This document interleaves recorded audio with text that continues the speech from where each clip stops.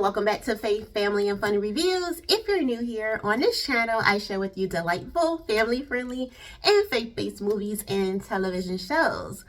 So yes, y'all, we are back in Bloomington, all right? We are trying to get through the season 1. And let me go ahead and just add a little something here that y'all probably didn't know, or probably some of y'all who pay attention a lot more than others probably caught on to, okay? From a lot of my past reviews from this series thus far, we're kind of blending in towards one another. That is because I've been moving forward without y'all a little bit, okay? I've been getting a little ahead of myself since we already have 3 seasons uploaded on Amazon Prime right now. So I just be into it. I be watching the thing. I be watching it like, okay. Then I just let it go ahead and play to the next one, the next one. Next thing I know, I'm going through multiple episodes already. I'm like, I just left y'all behind. So here's the thing. I said, okay, I have to get myself in order, all right? So yes, I'm gonna go back to do a 1 episode, but which is originally how I started. Watch 1, get on here, share this information with y'all, hang out with y'all a little bit before I move on, so the episodes don't be blending in my mind.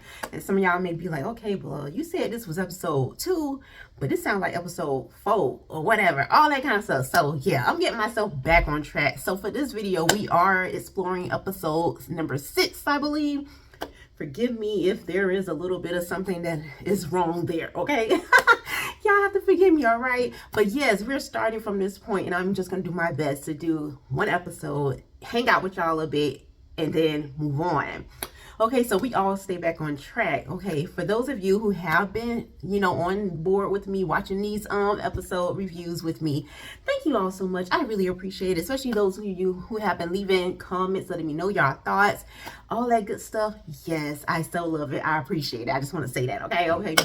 So yes, in this episode, it starts off with Tim, because the last episode, it ended, I guess Tim was at the bar or something. He got missing, and Kari was looking for him, okay, because that's when he had saw Kari with a whole another man, a man from her past. And yeah, so he just got missing. He went to a bar and was just drinking himself to a low point. Well, I believe he's already at a low point, and he's just making it worse, okay?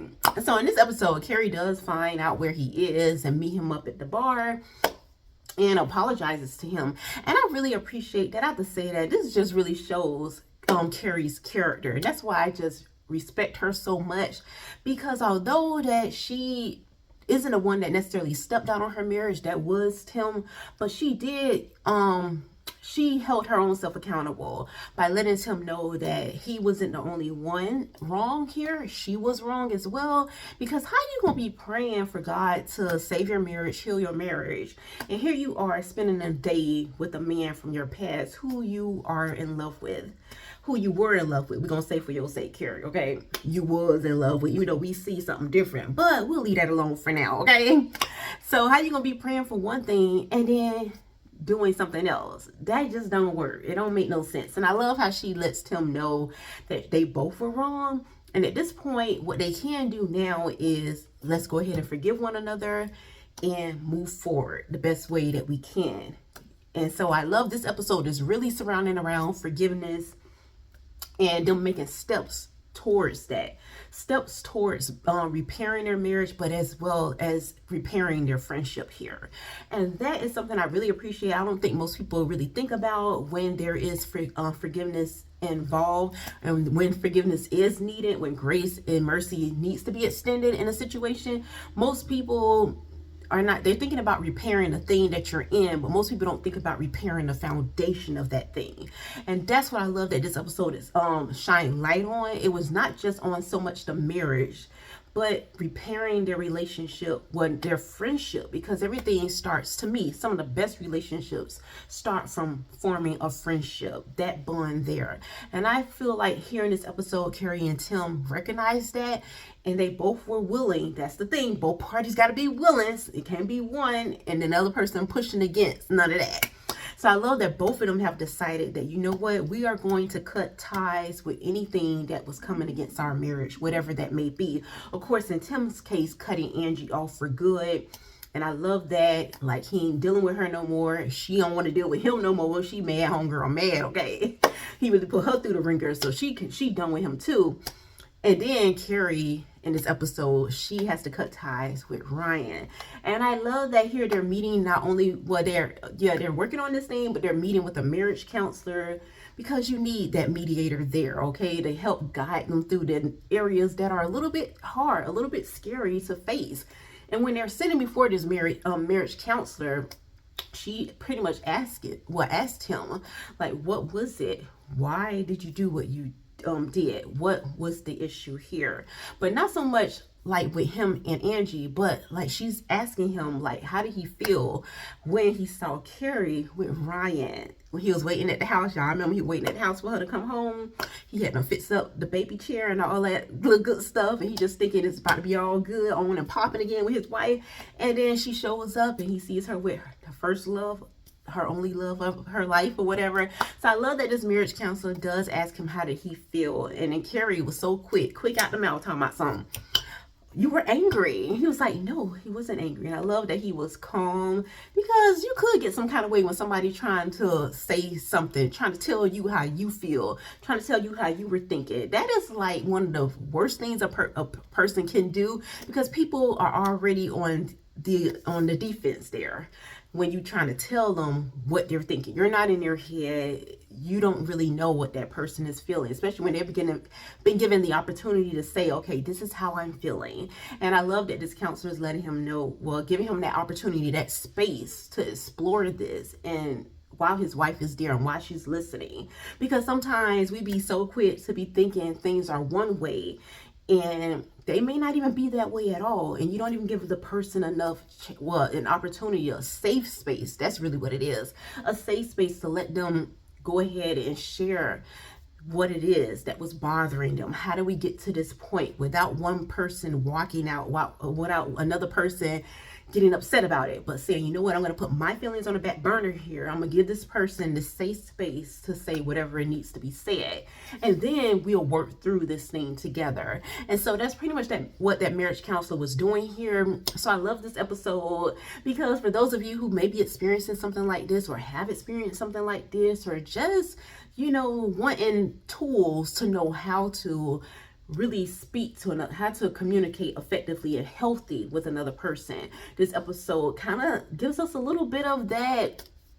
Well, I'm going to say, what's the word? It gives us a little bit, well, it gives us the tools for those of you who can't afford or not in a position to see any kind of counsel or receive professional help. This episode kind of gives us a little bit of that, and we're getting that for free. So yes, that's a plus for me, okay? But yeah, I love that. And Tim basically lets Kari know in this episode, look, okay, he know he was wrong, and he is willing to do whatever, whether it's meet with a counselor, go to AA meetings, whatever it is. He's willing to do whatever it takes to fix this. He misses her, he loves her, and he lets her know here in this episode that a lot of things derive from insecurity, that he never felt like he was good enough for her. He always knew that she deserved better, and he just didn't feel like he would ever measure up to this. And y'all know how much I couldn't stand Tim, roasted Tim, had some few words with Tim, because I just didn't like how he did her at the beginning of the season, the very, very beginning of the season. And here I am now. I am here with Kari. I'm giving him that safe space to go ahead and be held accountable and let me know what's going on. I'm putting myself there, like, okay, like he owe me explanation. But yeah, I'm down. I'm here for Kari, okay? I'm right there on her team. We listening to this together. But I love that my feelings have changed towards him, because he is taking responsibility, accountability, and he is doing this with such level of maturity. And it takes a lot of courage and maturity to admit that you are wrong, and not only that, but to make steps to fixing this, mending this relationship. And not only mending this relationship, but also, like he said, what he's willing to do to get what he's willing to do, whatever it takes to get back to her, but not only to her, but also to the Lord. And that was a big thing for me. My heart melted there. There was a soft spot there for me, because people don't usually do that. People usually leave God out of the midst. And that is very sad. It's unfortunate. And it's just the worst foundation you could ever have, not building something on him. And Tim realizes that this relationship that they have been having all of these years, it wasn't founded on him. It wasn't being built on him, rather. And they both need to get back to this place with the Lord. And so I appreciate that. So yes, all was well in Beloved's world. I was happy again. I forgive you, Tim. I forgive you, honey. Okay. So that's where I'm at with that. Also in this episode, Luke and Regan, I think that's her name. Y'all know I be forgetting these people's names. But Luke, the baby of the family, is actually starting to step out and have a relationship with Reagan and really making steps towards making them official here. Like here, they're establishing their relationship in this episode. And I'm a little bit happy, even though I kind of feel some way about Reagan.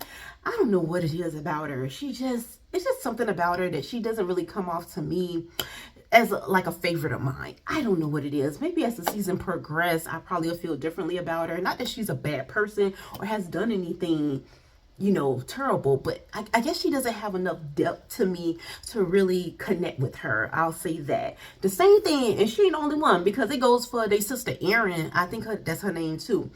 She's another one that I don't really have much connection with as well. I just feel like, okay, like, what are you doing here? You're not one of my favorites.